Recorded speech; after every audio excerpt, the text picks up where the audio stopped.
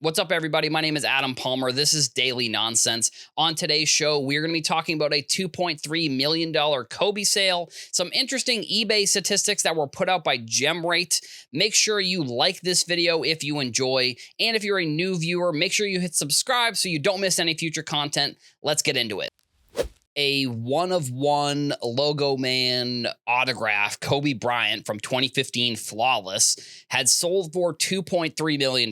This makes it the highest sold Kobe card of all time, and that won't last for a long time because there is a Jordan Kobe one-of-one Logo Man autograph that's being sold right now, and it's already above that. I think that there's still like a week or two left on that auction, so we are going to wait on that one, and that will then be another, because it's already at $1 million. It's already at like 3.5, I think, the last time that I checked, so it's already above this 2.3 Kobe that's sold.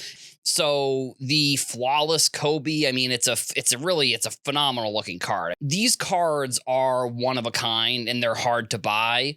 2.3 seems like a pretty high number for this type of card. I understand it's an on-card autograph. It's probably if it's from Flawless and it's from 2015, it's probably like a game-worn patch, because nowadays we're not really seeing as much of that. We're not really seeing, I mean, honestly, we're not really seeing any game-worn patches anymore. So that's why I think some of these, early 2010s to probably around 2017, 2018 cards like this are going to be very interesting to see where they sell. Kobe specifically, I mean, if there's any Jordan or LeBron, those ones are also going to have extremely high price tags on them. But that is I think one of the reasons why we're seeing these, like this type of card, sell for that type of number is because of all the elements of the card. And I know that it's from Flawless, so I mean, it's like a card that is hard to get just in general, but the price tag is really coming from a combination of like the player, on card autograph, and then the patch, because back then those were like a lot of cards like this were using actual real patches, and nowadays it's just like nowadays it's not even like get player worn at this point. Like, even I think National Treasures, I'm pretty sure, is not like guaranteed player worn, which in the past I've talked about that I don't love the non-player worn patches. I just think it's like it almost feels like it's a scam, because you are going to have the people who are in the industry and that know about cards that are going to obviously know where to look to find out if these patches are legit or if they're not legit. But then you're going to get people who are new into the industry, and sure, maybe Flawless isn't necessarily a starter product. Let's just put it that way. But there are people who are probably going to have money that don't do the research. They don't want to look into any of this stuff. They just want to buy a pack, or they want to buy a box of Flawless, which I think Flawless it's like a suitcase or a briefcase with one box in it. That comes with, I think when I was looking it up, I think it was 7 cards that came in that box. And you're just going to have people who want the cards. They don't really want to spend the time looking into those cards. They don't want to they don't necessarily, or maybe it's like they don't even care. That's also an interesting thing that I think a lot of people, including myself, kind of overestimate or look past when we are critiquing sports card stuff. There's maybe a section of the market that like doesn't care whether these cards have game worn patches or if the patches are player worn. If it has non-card autograph, that's what matters to people. If it's a game worn patch, that's what matters to people. I mean, there's so many different niches and small sects of different people in the industry. These are the reasons why you see Kobe's like this sell for $2.3 million, for example. The other story that we're going to be covering on today's show is going to be some very interesting money data that was put out by GemRate. I wish that I maybe had been able to put this in yesterday's video potentially, because the data would suggest that like the player that we talked about, Nick Kurtz, on yesterday's episode, is actually at the top of this list when it comes to where the money went on ESPN. So again, I have it on my phone here because there's just like so much data that I'm going to be talking about for at least the rest of the episode. So the number one player was Nick Kurtz from his, I believe this is from June to July. This data is from June to July, the biggest change between players who had cards sold in June, had cards sold in July on eBay. So I'm just going to go in reverse order, and then we'll kind of talk about some of these players. So Shohei Ohtani was number 5. Michael Jordan was number 4. Caitlin Clark, number 3. Hulk Hogan, number 2. And then 1 was Nick Kurtz, which, the jump from, it looks like the change was, for Hulk Hogan, it was a change of $840,000 between,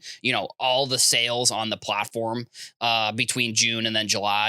And then, Nick Kurtz, he almost had $1 million change. So his July sales were $1.15 million. And then his year to date is 2.12. So he has almost 50% of his sales, if that's what I'm reading this correctly, 50% of his sales came in this past month. He jumped from $220,000 in June to that 1.15 number in July. And then Hulk Hogan was 122,000, jumped up to 963,000. Caitlin Clark, which still very impressive. On this list, she's like, if you were to do June sales, I think she'd be in the top 5. So she had $2.3 million, and that jumped up to $3 million. So she had a $700,000 difference, which is very impressive. Michael Jordan went from 4.7 million to 5.3 million. And then Shohei Ohtani, and that's rounding out the top 5, went from 3.4 million to $3.8 million.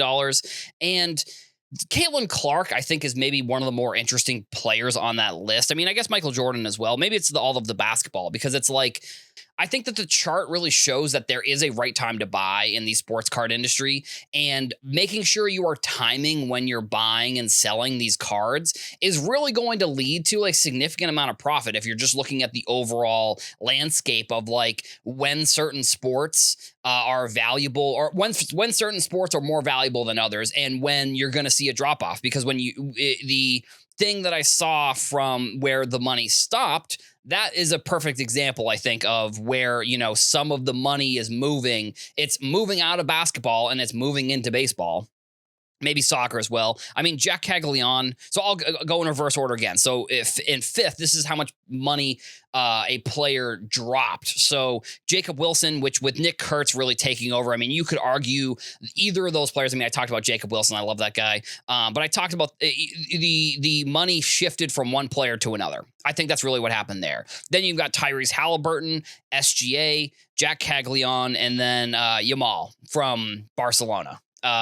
Those were the 5 big losers, or the big, I don't want to call them losers, but the big drops in the money. And if you look at this list, Connor McDavid, Roman Anthony, they would have been 6th and 7th.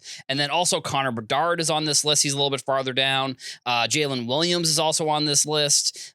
Bill Russell, Cooper Flagg. So it's like, there are times to buy and sell, and you have to make sure you're timing the market here. So like, people are moving their SGA cards and they're moving their Tyrese Halliburton cards after the NBA finals, and they're probably moving into football. If you look at the money that was moved in football is really kind of is one of the main drivers of that list. And then, across football, it was Michael Penix Jr., number 5, Josh Allen, number 4, Lamar Jackson, number 3, Joe Burrow, number 2, and then Patrick Mahomes, number 1. So all 5 of those players had an increase from June to July.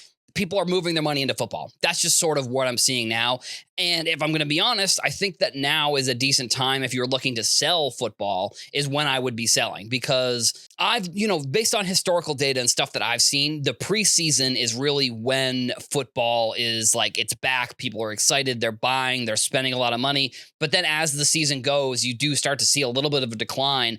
And then once you get towards the playoffs and the Super Bowl, a lot of the players that are playing deep into the playoffs are players who have been there before. So like, a lot of the success and things that you would expect to change the pricing of a lot of sports cards, especially for football, is already baked into the price. You can't, like Patrick Mahomes, for example, he is a multiple time Super Bowl winner. So his cards are just going to have they're going to be like that. They're going to already have the value baked into that. People are already, and I don't know if necessarily people are buying Patrick Mahomes in anticipation that he would win another MVP or another Super Bowl, but I think that people are buying those cards because it's football season. That's just what it is, realistically. Thank you all for watching. Make sure you leave a comment. Let us know what you thought about today's topics, and I'll see you in the next one.